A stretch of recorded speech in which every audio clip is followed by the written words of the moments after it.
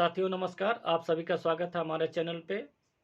साथियों, उत्तर प्रदेश के अंदर क्या से क्या घटनाएं होती जा रही हैं। जैसे जैसे चुनाव नज़दीक आ रहा है वैसे वैसे बहुत सारी घटनाएं, बहुत सारी चीज़ें करवटें ले रही हैं। बीच में सुनाई दिया कि पल्लवी पटेल मायावती जी के संपर्क में हैं। जैसा कि हम आप लोग को बताए थे, ऐसा कोई बात नहीं थी। ये सोशल मीडिया की अपनी उपज है। अपने हिसाब से लोग बताते हैं कि पल्लवी पटेल मायावती से बात हो रही है, मायावती उनके साथ गठबंधन करेंगी। ऐसा कुछ नहीं। अगर मायावती इंडिया गठबंधन से गठबंधन नहीं कर सकती हैं तो क्या पल्लवी पटेल से गठबंधन करेंगी? ऐसा हो ही नहीं सकता है। ऐसा हमने आपको पहले भी बताया था और वही हुआ। कोई मायावती के संपर्क में नहीं थी पल्लवी पटेल। हाँ, पल्लवी पटेल संपर्क की होंगी ये हम नहीं कह सकते हैं, लेकिन मायावती से उनकी कोई बात नहीं हुई।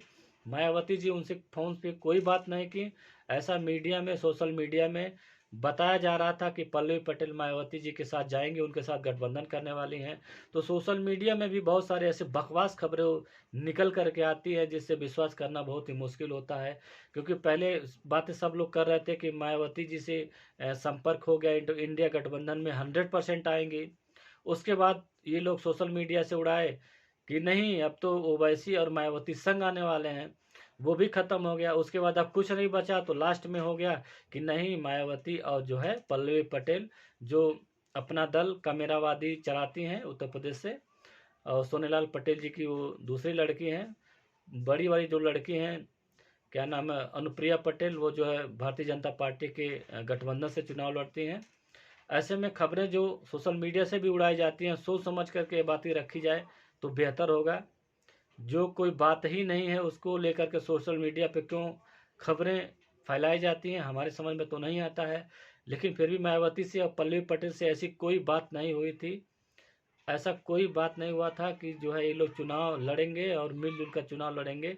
ऐसा कोई बात नहीं थी, क्योंकि अंदर अंदर बहुजन समाज पार्टी का जो काम होता है, अंदर 365 दिन उनका काम चलते रहता है कैडरों के माध्यम से। और हर विधानसभा, हर लोकसभा पे उनके कार्यकर्ता काम करते रहते हैं।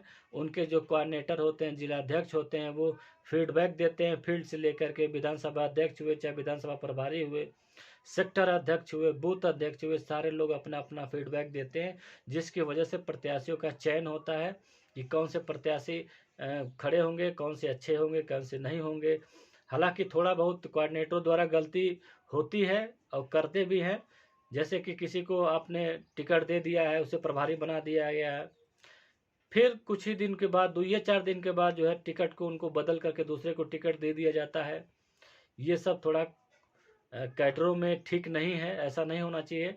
जिसको प्रभारी बना दिया गया है उसको जो है आप लोग चुनाव लड़वाइए दम खम के साथ, उस लायक अगर है तो। नहीं तो 2 दिन 4 दिन के बाद आपकी क्या ऐसी बात होती है कि जो है आप टिकट जो है तुरंत तुरंत दूसरे को देते हैं? क्या फीडबैक 4 दिन के 5 दिन के अंदर में ऐसा आ जाता है आपके अंदर कि आप दूसरे को टिकट देते हैं? ये सवालिया निशान है, ऐसा नहीं होना चाहिए। खैर, हम बात करना चाहते थे गठबंधन की बात।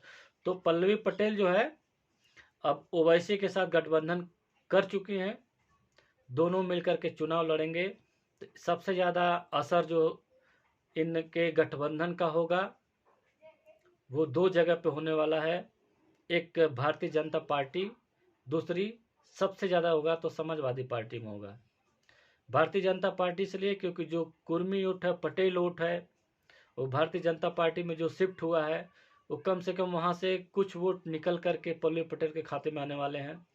दूसरा, जो राजनीति अखिलेश यादव करते आए हैं मुस्लिमों को लेकर के, उन्होंने पीडीए बनाया था, पी से पिछड़ा, डी से दलित और ए से कभी अल्पसंख्यक, ए से कभी अगड़ा, ए से कभी आधी आबादी। इनका पीडीए तो फेल हो चुका है। अब ओवैसी लेकर के आए पीडीएम। पी का मतलब होता है पिछड़ा, डी का मतलब होता है दलित और एम का मतलब होता है मुस्लिम। वो खुलेआम जो है पीडीएम का नारा लगा करके वो लोग आए हैं, पल्लवी पटेल और ओवैसी साहब। तो ऐसे में जो मुस्लिम वोट है वो ज़्यादातर खिसकने का डर है ओवैसी की तरफ, क्योंकि जो मेयर का चुनाव हुआ था उसमें उनके एक प्रत्याशी जीते भी थे और कई सीटों पे जो पश्चिमी उत्तर प्रदेश के हैं उसमें उनका काफ़ी अच्छा खासा दखल भी रहा है। ऐसे में माना जा रहा है कि ओवैसी और पल्लवी पटेल का गठबंधन सबसे ज़्यादा किसी को नुकसान करेगा तो वो है अखिलेश यादव, क्योंकि अखिलेश यादव के पास अपना वोट बैलेंस ज़्यादा है नहीं, 8% के आसपास उनके बिरादरी का वोट है। ऐसे में मुस्लिमों का वोट मिला करके और जिस कैंडिडेट को वो टिकट देते हैं उनके बिरादरियों को मिला करके उनके प्रत्याशी आगे बढ़ते हैं। याद रखिए 2022 का जो विधानसभा चुनाव था वहाँ पे मुस्लिम लोग ज़्यादा तक 90% से लेकर के 99% के आसपास मुस्लिम मतदाता अखिलेश यादव को वोट किए थे, जिसकी वजह से उनके 111 विधायक जीत करके आए थे। लेकिन इस बार का जो लोकसभा चुनाव है वो काफ़ी ट्रिपिकल होने वाला है। सबसे ज़्यादा किसी को नुकसान होगा तो वो अखिलेश यादव है इस गठबंधन से, क्योंकि ये गठबंधन जो है मुस्लिमों का वोट ज़्यादा खिसकने के चांसेस हैं। ऐसे में बहन जी के पास अच्छा मौका है, उनके कैंडिडेट बहुत ही अच्छे हैं, सॉलिड है, उनका जो वोट बैंक है वो तो इंटैक्ट खड़ा हुआ है। अब देख लीजिए 2022 के चुनाव में लगभग 13% वोट उनको मिला था। ऐसे में लोकसभा के चुनाव में जो इस बार होने वाला है 2024 में, उनको जो इंटैक्ट वोट है वो तो मिलेगा, प्लस जो प्रत्याशी का वोट होता है वो भी मिलेगा। और जिस हिसाब से जहाँ का समीकरण होगा उसी हिसाब से उन प्रत्याशी को टिकट का बंटवारा किया गया है। बहन जी ने बहुत ही अच्छा टिकट का बंटवारा किया है। ऐसे में काफ़ी उम्मीद है कि बहन जी का जो प्रत्याशी होगा जीतने के काफ़ी करीब होगा। अगर कोई ऐसा बेईमानी ना हो या कोई धांधली ना हो तो ऐसे में वहाँ के प्रत्याशी जीतने के काफ़ी चांसेस हैं। और सपा में तो देख लीजिए कितना घमासान हो रहा है, मुरादाबाद सीट को लेकर के, रामपुर सीट को लेकर के तमाम बातें हैं। जो क्या नाम है, आजम खान से मिलने जब जेल में गए थे तो रामपुर में कोई और प्रत्याशी उतारना चाहते थे, आजम खान कुछ और चाहते थे। फिर मुरादाबाद में भी आजम खान कुछ और चाह रहे थे, ये किसी और प्रत्याशी को लेकर के वहाँ पर उतार दिए। ऐसे में टकराव बहुत ज़्यादा हो गया है। और मुस्लिम मतदाता भी कई जगह का देख लीजिए, मुरादाबाद में हम कई बाइट देखे, वहाँ के मुसलमान काफ़ी नाराज चल रहे हैं, क्या नाम है, सपा से, अखिलेश यादव से। ऐसे में हो सकता है कि जो जितने भी मुसलमान हैं वो क्या नाम है, बहन जी को वोट करें, उनके पार्टी को वोट करें, उनके कैंडिडेट को वोट करें। तो ऐसे में बहन जी का वहाँ पे जीतना ज़्यादा क्या नाम है, उम्मीदें बढ़ जाएंगी जीतने का। और जो पीडीए है अखिलेश यादव का, पीडीए तो हमें फेल नज़र आ रहा है, क्योंकि पीडीए को तोड़ने के लिए पीडीएम आ गया है।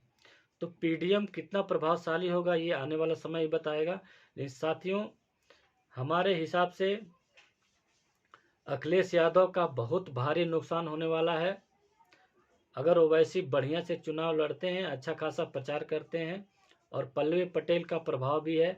देखिए राज्यसभा का जब चुनाव हुआ था तो पल्लवी पटेल ने कहा था कि अगर हम पीडीए का नारा दिए हैं तो मेरा वोट जो है पीडीए को जाएगा, हम अपर कास्ट को वोट नहीं करेंगे। इसीलिए जो अपर कास्ट के 2 कैंडिडेट थे वो हार गए थे, और बीजेपी 2 एक्स्ट्रा कैंडिडेट जिताने में कामयाब हो गई, क्योंकि समाजवादी पार्टी के 8 विधायक क्रॉस वोटिंग कर दिए थे, भारतीय जनता पार्टी को वोट दे दिए थे। ऐसे में अखिलेश यादव का जो पीडीए है पूरी तरह से फ्लॉप नज़र आ रहा है। और जो पीडीएम लेकर के ओवैसी और पल्लवी पटेल आए हैं तो पीडीए काफ़ी प्रभावशाली होने वाला है, क्योंकि अखिलेश का बहुत बड़ा नुकसान होने वाला है और बहन जी का फायदा होने वाला है। अब वो तो समय बताएगा। साथियों, आप लोग कमेंट्स बॉक्स में कमेंट करके अपनी राय ज़रूर रखें और हमारे चैनल को जरूर सब्सक्राइब करें। धन्यवाद।